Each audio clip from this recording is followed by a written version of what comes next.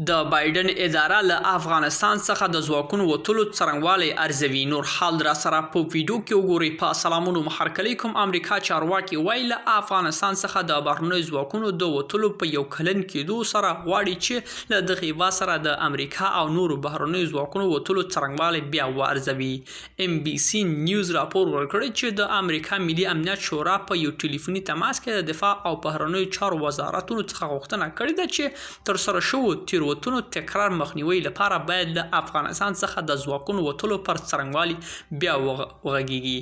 د بایدن امنیتي مشاورین غواړي چې یو ځل بیا پر هغه موضوع تمرکز وکړي چې بایدن ادارې د خلکو له سختو نیوکو سره مخ کړې ده.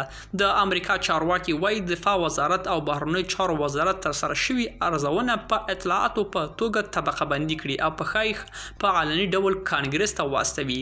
د امریکا افغانستان څخه د ځواکونو تر وتلو وروسته سیمه کې د یو ستراتیژیک او پیاوړي آی ډي جوړولو لپاره لټه کېدی او دغه راز ژمنه یې کړې چې دوی په خوندي توګه له افغانستان څخه هغو کسانو ایستلو ته هم ژمنه ده چې په دغه هیواد کې د ژوند له ګواښ سره مخ دي او دوی یې ورسره همکاري وعده کړې ده. ملګرو دا په زموږ چمتو شوي ویډیو که ستاسو دې ویډیو په اړه کوم نظر پیشنهاد لرئ موږ سره په کومنټونو کې شریک کړئ او د لا ښکلو ویډیوګانو لپاره له موږ سره پاتې شئ. تر بیا ښې چارې.